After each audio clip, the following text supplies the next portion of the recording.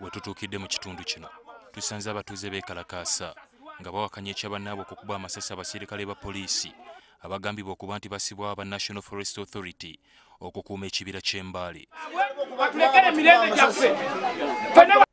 Poliisi eyitiddwa bukubirira okukakkanya embeera wabula abatuuze ne bagikaayuukira nga bagirumiriza okwesuulirayo ogwa naggamba nga batulugunyiza.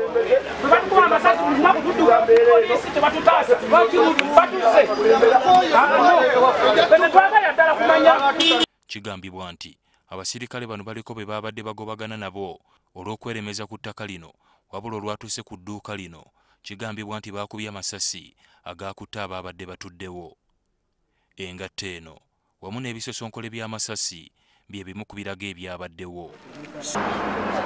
Bazze batusanze wano ne batandika ab'emmundu ne batandika okukookinga ne batandikira okukuba amasasi. Akati bw'obala ekibira wekiri ne gye bakubidde omuntu amasasi ekirobedde poliisi ekuuma abasaawo okukubira abantu mu kibira eri amasasi ne ginga bakubira eno kiki ne tubonaabona batusaayidde emmere omukazi yanzirukako kati yandekera omwana ali mu kunkaabirira ennaku entuuse pulezidenti aveeyo ne bannamawulire bonna batuyambe lino ettaka lyaffe si lya foresiti. Abakubiddwa amasasi kuliko Rose Nannyombi ne Simon Ntale tumusanze mu ddwaliro lya Luweero Health Center 4 gye yaddusiddwa okufuna obujjanjabi n'atubulira nga bwe gubadde. Bansinkanye nze ndina ku kikopo kya buugi bakampa ekikopo kya buugi n'akakulawo wali ne mbagamba temuyingira wano mulindeko kyeyamaani. Sajja omusirikale watuukidde naye n'aŋŋamba gw'oyogera kinanfumita ekiso mu kigere bwenze okwesikamu nzijewo ekikopo kya buugi ankubye masasi mu kigere.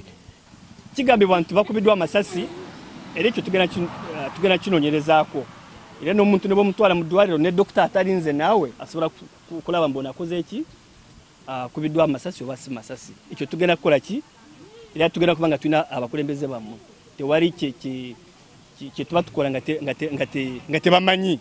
Bano aba poliisi babadde bagenza okubabuulira nti abantu babadde babawadde notice okuva mu kibira era babadde bavuddeyo kati bano abakomyewo bwe tubadde tutegeeza bakole ki baveeyo mu kitundu kw'attackinga ono environment police era environment police kye yakoze kw'okwedifendinga kubanga bo babadde balina ebipanga n'ebirala. Ssentebe wa disitulikiti y'e Luweero Ronald Ndawula agamba bazze bategeka enkiiko ez'enjawulo ku nsonga eno nga baagala abatuuze basigale ku bibanja byabwe wabula aba NFA ne bakiziimuula. Nange nzize mbabuulira na buli muntu abagamba ababuulira bo bongera mu maaso nakozesa maanyi kati batandise kutta bantu n'olwekyo ngenda kugoberera abo abakubye abantu amasasi ne gavumenti njagala ekitegeere nti bannaluweero bwe bongera okuttibwa mu ngeri bweti ffe oba ebya movement tubivaamu tujja bivaamu. Nabo bajja n'ebipanga baagala kulwana. So in the process naffe ng'abakozi ba NFA tulina okwedifendinga in the process naye ekibadde Mbale Luweero tuli mu kuki-investigatinga okulaba ani abadde mu nsobi naye tusaba bannayuganda ebibira babireke bituyamba ffe ng'abantu. Kati tunahalya kinga emmere yonna bagitemaatema butenyitemi ebitooke byonna babisaayesaye byonna